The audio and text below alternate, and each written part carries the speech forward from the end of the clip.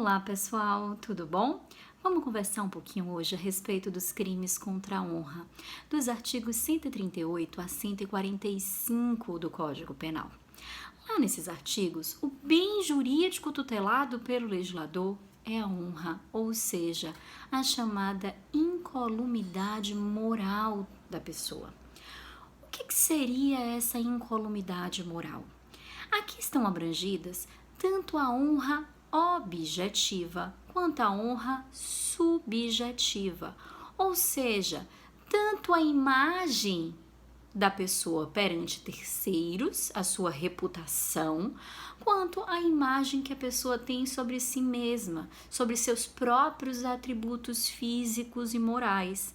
Quando a gente pensa, então, nos crimes contra a honra, a gente tutela os dois aspectos da honra, tanto a honra objetiva quanto a honra subjetiva, porque nós temos 3 crimes previstos no Código Penal: a calúnia, a difamação e a injúria. O que é que eu poderia chamar de calúnia?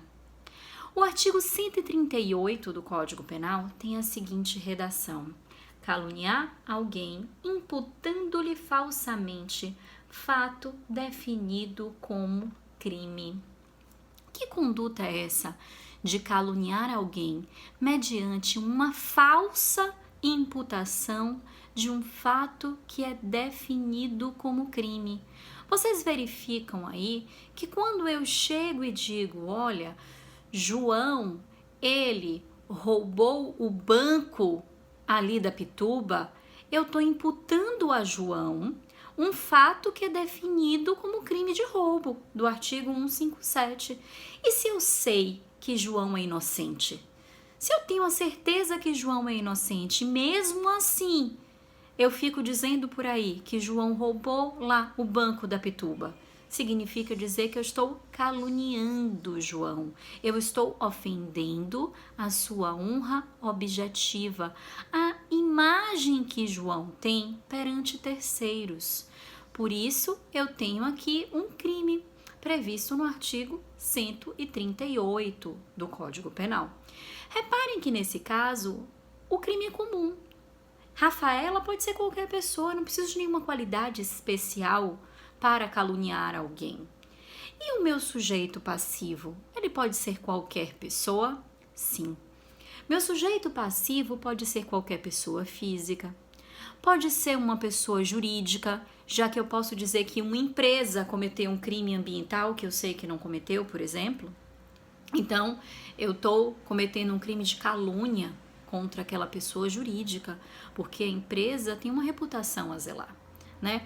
A empresa ali tem a necessidade de resguardar a sua honra objetiva.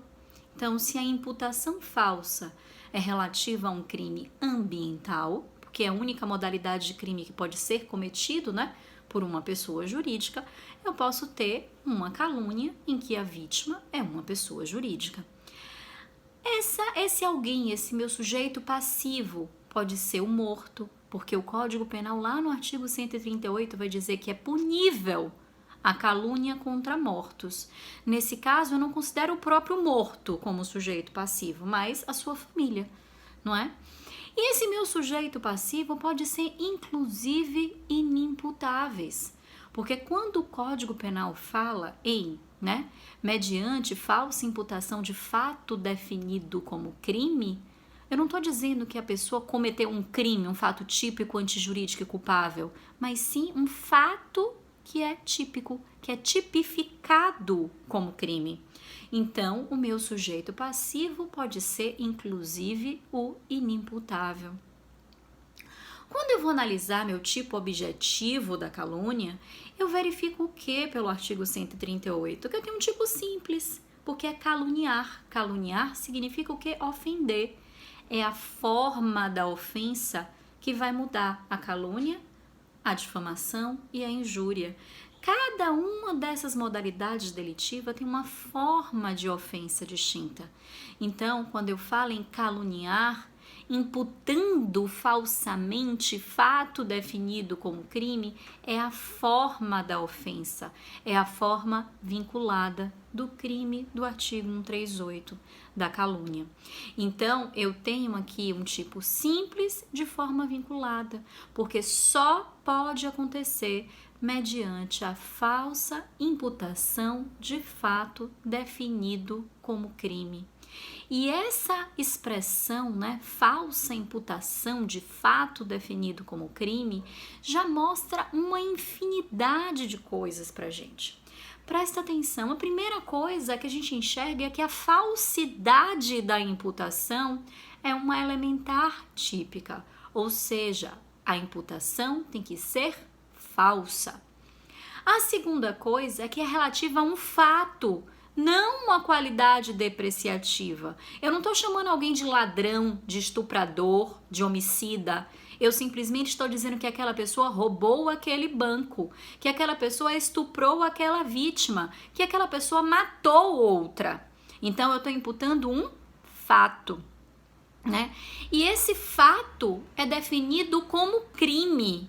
Significa dizer que ele tem um correspondente num tipo penal incriminador. Quando falo crime, eu não posso me referir a uma contravenção penal. Se eu estou falando crime, significa dizer que é uma infração penal que é definida como crime. Então, eu estou acusando alguém de roubar, eu estou acusando alguém de matar, eu estou acusando alguém de estuprar. Por quê? Porque o roubo é definido como crime, porque o estupro é definido como crime, porque o homicídio é definido como crime. Eu não estou acusando alguém de praticar jogo do bicho, que é previsto como uma contravenção penal. Então, cuidado com isso, certo? E meu tipo subjetivo? No meu tipo subjetivo aqui, eu tenho o chamado animus caluniandi, ou seja, eu tenho que ter a intenção de ofender. Por quê? Porque se eu tiver um ânimos jocandi, de brincadeira, um ânimos narrandi, de narrativa, né? Um ânimos corrigiendi, de correção, um ânimos consulendi, de consulta, significa dizer que eu tenho a minha intenção de ofender sendo afastada. Então, eu não posso caracterizar aqui o crime de calúnia, como eu também não vou poder caracterizar o crime de difamação e nem de injúria. Então, é muito verificar que naquela conduta existiu realmente o ânimo de ofender a vítima, certo? Então, meu tipo subjetivo exige esse chamado animus caluniandi, esse ânimo de ofender a vítima. Esse crime é um crime obviamente material, né? É um crime material porque ele ofende a honra objetiva da vítima, né? Ele chega e causa uma ofensa efetiva à honra de alguém. É um crime material, portanto, que ele só se consuma quando ele chega ao conhecimento de terceiro, ou seja, de outra pessoa diferente da vítima. Porque se ele chega só ao conhecimento da vítima, ele não tem a condição de atingir a honra objetiva dela, a sua imagem perante terceiros. Nesse caso, ele só estaria atingindo a honra subjetiva. E a honra subjetiva não é tutelada pela calúnia. Então, ele se consuma quando o fato, né, quando a ofensa, ela chega ao conhecimento de terceira pessoa, de alguém diverso da vítima. Admite tentativa, né, obviamente, mas, em geral, por escrito ou de formas correlatas. Notem que o parágrafo 1º tem uma forma equiparada aqui. Olha o que diz o parágrafo 1º. Na mesma pena incorre quem, sabendo falsa a imputação, apropala ou divulga. O que eu estou querendo dizer aqui no parágrafo 1º? Que também responde por calúnia quem escuta a ofensa, sabe que é falsa e leva a ofensa adiante, torna a ofensa pública, né? Qual a diferença entre o caput e o parágrafo 1º? Repare que no caput não tem sabendo ser falsa. E isso diz muita coisa de diferença entre esses dois dispositivos. Por quê? Porque se tem aqui no parágrafo 1º, sabendo ser falsa, significa dizer que aqui eu exijo um dolo direto do agente. O agente tem que ter conhecimento da falsidade da imputação que ele está fazendo, né, da propalação, da divulgação aqui. No parágrafo 1º, exige-se dolo direto. Já no caput, não. Ali eu tenho tanto a modalidade de dolo direto quanto a modalidade de dolo eventual. E no parágrafo 2º, tem a previsão da chamada exceção da verdade. O que significa exceção da verdade? A exceção da verdade é um processo incidente em que o autor da ofensa vai dizer, olha, eu disse mesmo, eu falei realmente que João roubou o banco lá da Pituba, né, que ele cometeu esse crime de roubo, mas eu disse isso porque é verdade, e eu provo que é verdade. Então, através da exceção da verdade, aquela pessoa que fez a ofensa, que a vítima está dizendo ser falsa, tem a possibilidade de provar que aquela ofensa é verdadeira. E com isso, né, tem aí um processo incidente que vai correr paralelamente à ação penal, né, em que se apura o crime de calúnia. E que vai ter um julgamento necessário, né, de forma preliminar, né, de forma de um pré-questionamento, né, inicial, né, o juiz vai ter que decidir isso, né, de forma, com uma questão prejudicial. Por quê? Porque considerando que aquela afirmação feita de que João roubou o banco lá da Pituba era verdadeira, significa dizer que Rafaela, que falou isso, não cometeu o crime de calúnia, porque ela não fez uma imputação falsa, né? Então, quando eu tenho a exceção da verdade, eu possibilito o arquivamento da ação principal. Na calúnia, é admitida a exceção da verdade? Em regra, sim, né? Na calúnia, em regra, se admite a exceção da verdade, já que o elemento falsidade é um elementar típica, é um elemento que compõe o tipo penal do artigo 138, né? Só que o parágrafo 3º vai dizer pra gente o seguinte: admite-se a prova da verdade, salvo, significa dizer que existem 3 exceções, 3 situações em que a prova da verdade não vai ser admitida. Primeira, se constituindo o fato imputado crime de ação penal privada, o ofendido não foi condenado por sentença irrecorrível. Ou seja, eu estou acusando alguém de cometer um crime de injúria, né? E aquela pessoa, a vítima daquela injúria, sequer denunciou, sequer entrou com uma ação penal, ou então se entrou com uma ação penal, a ação penal sequer foi julgada procedente, eu já estou começando a divulgar por aí que aquela pessoa cometeu um crime de injúria. Então, nesse caso, não é admitida a exceção da verdade. Por quê? Porque não teve sentença irrecorrível relacionada àquele fato que é de crime, que é de uma ação penal privada.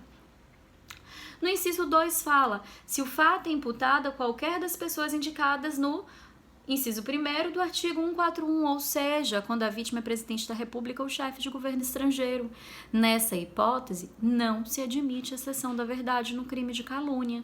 Ou no inciso 3º, se do crime imputado, embora de ação pública, o ofendido foi absolvido por sentença irrecorrível.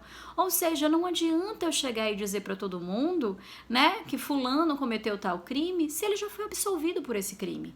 Ah, Rafaela, mas ele foi processado, não importa. Se ele foi absolvido, ninguém pode falar mais nada, senão vai estar violando a honra objetiva dele. Em algumas situações, a gente não fala nem exceção da verdade, a gente pode falar na chamada exceção da notoriedade, porque o fato é público e notório, todo mundo sabe. Eu falar, a Cátia Vargas foi responsável pelas mortes dos irmãos Emanuel e Emanuele em Salvador, né? É um fato que foi para a imprensa de forma ampla, né? Que foi objeto de um júri popular, que depois foi anulado, que vai ser julgado de novo, mas ninguém discute que ela foi responsável por aquelas mortes. A questão é, ela agiu com dolo, ela agiu com culpa, né? Ela pode ser responsabilizada criminalmente por conta disso, isso está discutindo lá no âmbito penal, mas que ela foi responsável por essas mortes de forma direta ou indireta, isso é indiscutível, é um fato público e notório. Certo? E nesse caso eu poderia falar na chamada exceção da notoriedade.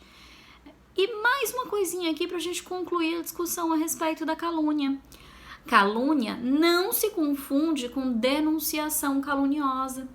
O que seria a denunciação caluniosa? Denunciação caluniosa está lá no artigo 339 do Código Penal.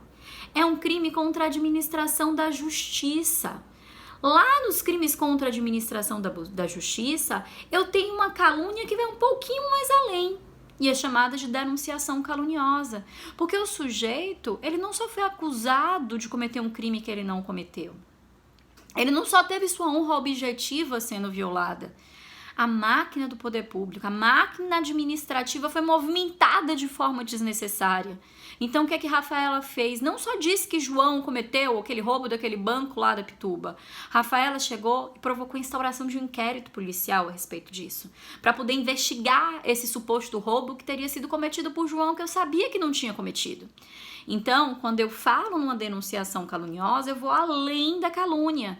É como se eu dissesse, a calúnia é um crime meio para atingir isso aí. E por isso, que se eu tenho essa imputação falsa, né, de um fato definido como um crime que provoca a instauração de um inquérito, de uma ação, eu não tenho calúnia, eu tenho denunciação caluniosa. Porque o delito do artigo 138, ele é absorvido pelo delito do artigo 339. Espero que tenham entendido e até o próximo vídeo.